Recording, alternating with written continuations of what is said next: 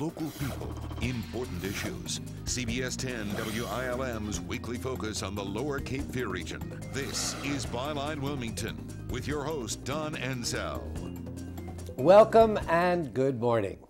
Well, before we get started with today's show, headlines were made this week when Rick Willits, president and CEO of the local banking giant Cooperative Bank, stepped down from those two posts.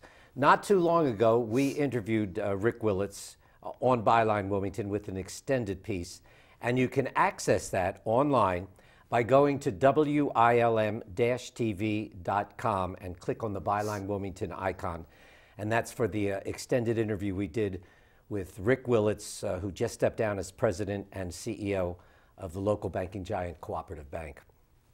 And now for today's show. In November, Wilmington City Councilman Jason Thompson won a seat on the New Hanover County Commission. In December, Council appointed Margaret Haynes to serve out the remainder of Thompson's term on Council, and she joins us as our guest today. Councilwoman, thank you for being here. Thank you. I'm happy to be here. So why'd you decide to seek out the position on Council?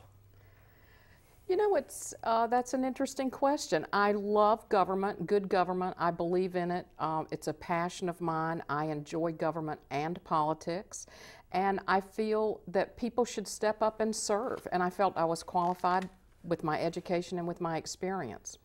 You were chair of the New Hanover County Board of Elections. I was. I served in that for just really 3 years, but we revamped the whole process. Were you surprised at how many people actually applied to be considered? I think it's wonderful. I think it says something about our city that we had so many people that were interested in serving. When you applied, what did you think your chances were? Did you have a good You know, I thought my chances feeling? were probably 50-50. I don't know a lot of people. I don't know the power brokers. And so I felt like I had a good educational background. I had a good experiential background, but you know, that's not necessarily the way politics and government works. And so I didn't know the power brokers. I'm more of just a worker bee. I believe in good government, and I believe in the process. Do you think that being the chair of the New Hanover County Board of Elections gave you an edge in being selected? Well, I think, you know, the mayor said and several others said that they really were looking for someone that had given their time and energies to the city, somebody that had been in public service, somebody that could hit the ground running. So, yes. Even though council is considered nonpartisan, most people agree that party does matter. You're a Democrat. Definitely. Jason Thompson is a Republican. Do you think that has any bearing on the folks that he represented on council and who you might be representing?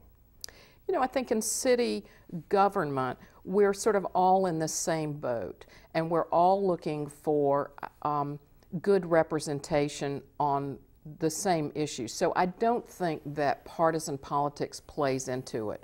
It may play into it somewhat in the electoral process, but I don't think in day-to-day good governance that politics plays into it. I am a fiscal conservative. I am very careful with my own money, and I'm going to be even more careful with everybody else's money. But I'm probably a social progressive, and I don't know that that's too far off from what Jason's viewpoint. That's interesting, because my next question was, where would you place yourself on the political spectrum? And fiscal, conservative, progressive, a social agenda? I think so. I think, you know, as I said in my 3 minutes that I had before the council, I'm not on either end of the spectrum. I'm more of a centrist, and because of my educational background, I have the understanding of, and I guess my age, I have the ability to, I think, take in a lot of different information and then make my own decision. And, you know, I hope I'm not going to be swayed by either end of the spectrum. I think you just have to do your best and have a good heart and try to do the right thing by people. Forced annexation. It's a big issue once again for the city with the initiative to annex a large portion of the Monkey Juncture corridor. You voted yes on Tuesday on the proposal to annex. Give us your reasoning for your vote. Well, first of all, it needs to be really clear that the vote on Tuesday was the intent And that actually is the initial thing to open the door so that we can have public hearings and we can have a public information process. And I've asked the city manager and the city staff to enhance their program of talking with the citizens inside and outside of the county, and let's really have some good open dialogue and educate people within the city as well as outside of the city as to what it really means. In the past, I've been opposed to annexation, just philosophically. And now that I'm walked around to the other side of the desk, I have a better understanding of what the benefits are and what happens to the city taxpayers if we don't annex. So I've done a lot of reading, and I've talked to a number of people, and I am moderating my stance on that. And I think that this you is mean from years ago, from not being in favor of forced annexation to favoring forced annexation? Yes. Okay. Years ago, this was in the long past, I didn't think that annexation was good. I just thought the cities were reaching out and taking something.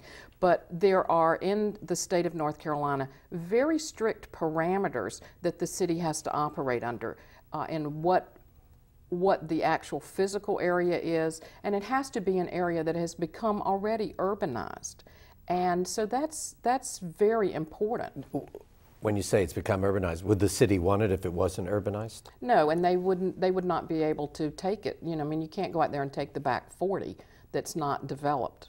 You can't? You can't take you can't take property that's adjacent no matter what's on it? There are definitely parameters within the general statute for the state that clarify exactly what has to be there. The percentage of commercial to residential and all that sort of thing. You know, we have a lot of, we have several projects right now that are looking to have they're asking to be annexed into the city. So I think if people would take a deep breath and step back and really understand what the city offers, that there wouldn't be people asking to come into the city. The River Lights thing on River Road, there wouldn't be people wanting to come into the city if there weren't advantages to it. Your predecessor, Jason Thompson, was opposed to forced annexation.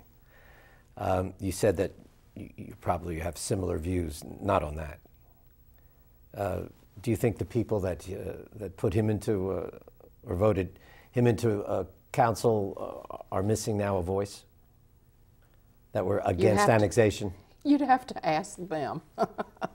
I'm going to try to do the right thing. And I think the vote on Tuesday night was not to annex. The vote on Tuesday night was to open the process to the public and to try to get the information out there and to educate people, and I'm all for that. All right, we're going to take a short break. We'll come right back with Wilmington City Councilwoman Margaret Haynes, and we'll talk a little bit more about annexation and how you balance the dual responsibility of representing the will of the people with the interest of government. We'll be right back. Stay with us.